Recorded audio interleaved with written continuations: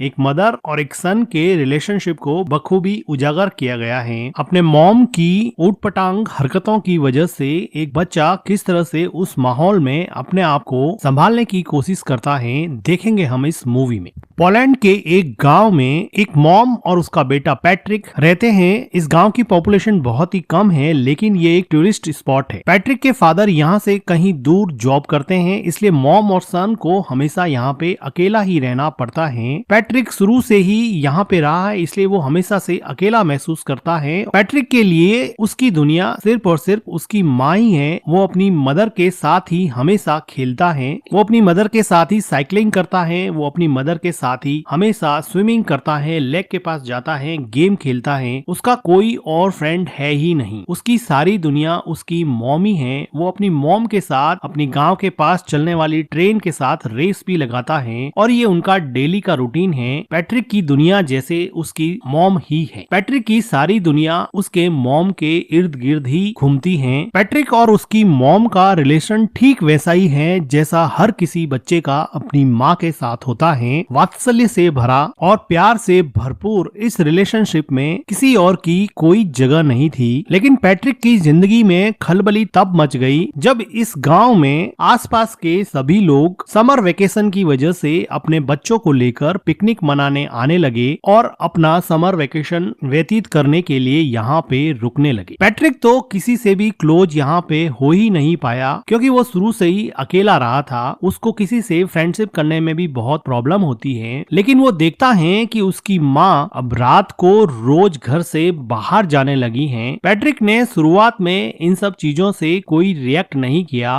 Patrick की mom को रोज शाम को एक कॉल आता और वो पैट्रिक को घर में अकेला छोड़ के ही चली जाती। पैट्रिक काफी देर तक इंतजार करता। कभी उसकी मॉम रात को घर लौटती नहीं थी और कभी देर रात को लौटती थी। वो थोड़ा सा टाइम पैट्रिक के साथ स्पेंड करती थी, लेकिन पैट्रिक को कल का बहाना देकर कि कल मैं तुम्हारे साथ पूरा दिन व्यतीत करूंगी और पैट्रिक को अकेला छोड़ देती थी। धीरे धीरे पैट्रिक अकेलेपन की वजह से एंजाइटी और डिप्रेशन का शिकार होने लगा। वो अपने अकेलेपन से कोप अप नहीं कर पा रहा था, क्योंकि उसके कोई फ्रेंड भी नहीं थे। अगले दिन वो